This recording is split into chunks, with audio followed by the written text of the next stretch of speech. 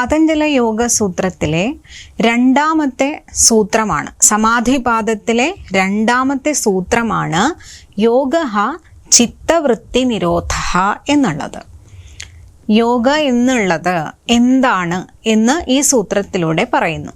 ചിത്തവൃത്തികളുടെ നിരോധമാണ് യോഗം എന്നാണ് പറയുന്നത്. ഒരുപാട് വ്യാഖ്യാനങ്ങളുള്ള ഒരു സൂത്രമാണ് ഇത്. എങ്ങനെയാണ് പലരും പല രീതിയിൽ ഇതിനെ വ്യാഖ്യാനിച്ചിരിക്കുന്നതെന്ന് പല ഗ്രന്ഥങ്ങളിൽ നിന്നും നമുക്ക് കിട്ടുന്നതാണ്.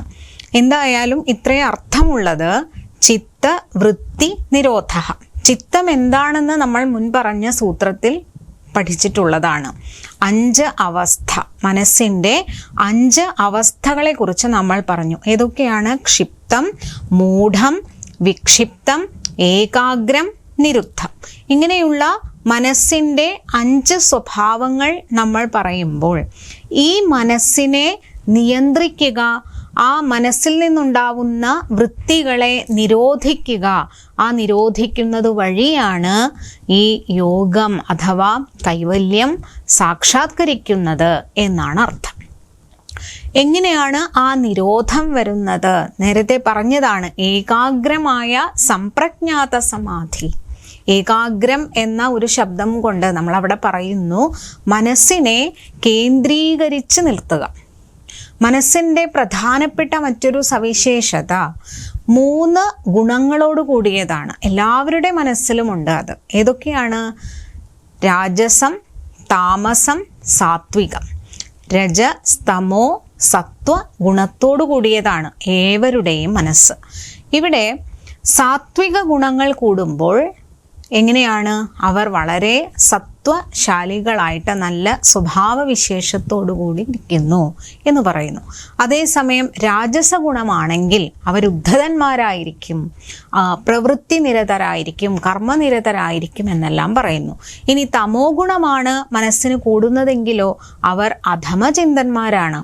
അവർക്ക് താമസമായിട്ടുള്ള കാര്യങ്ങളാണ് അവർ കൂടുതൽ ചെയ്യുക. മാത്രമല്ല അവർ അലസരായിരിക്കും.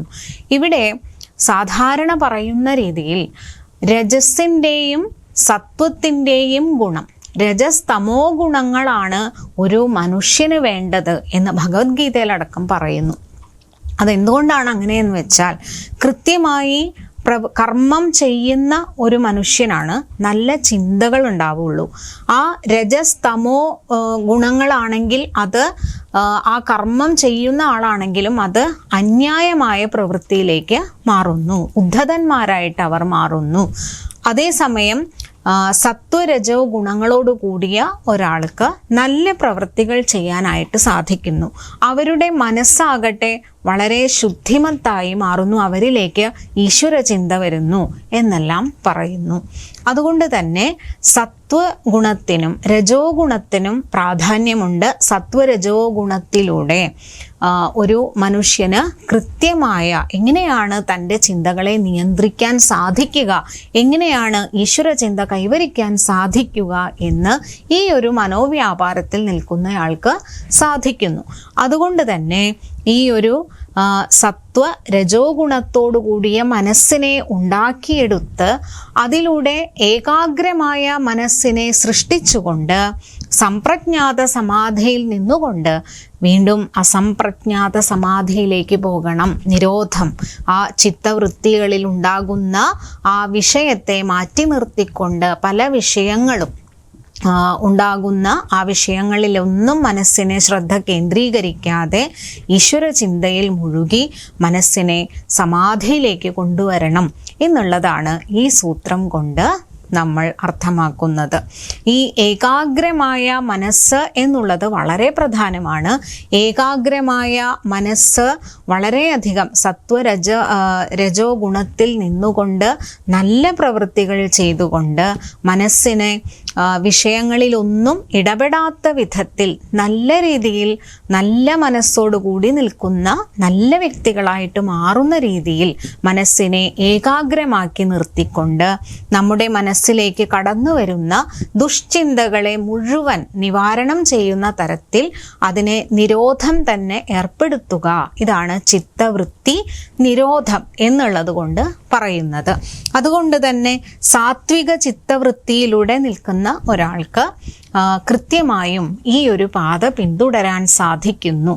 അതുകൊണ്ട് നമ്മൾ എങ്ങനെയാണോ നമ്മുടെ മനസ്സിനെ ശ്രദ്ധ കേന്ദ്രീകരിച്ചുകൊണ്ട് നല്ല വിഷയങ്ങളിലേക്കുള്ള ശ്രദ്ധ കൊടുക്കുക, നമുക്ക് നല്ലതല്ലാത്ത വിഷയങ്ങളൊന്നും നമ്മളുടെ മനസ്സിലേക്ക് കയറി വരാൻ അനുവദിക്കാതിരിക്കുക. അതാണ് ഇവിടെ ശ്രദ്ധ കൊണ്ട് ഉദ്ദേശിക്കുന്നുള്ളൂ.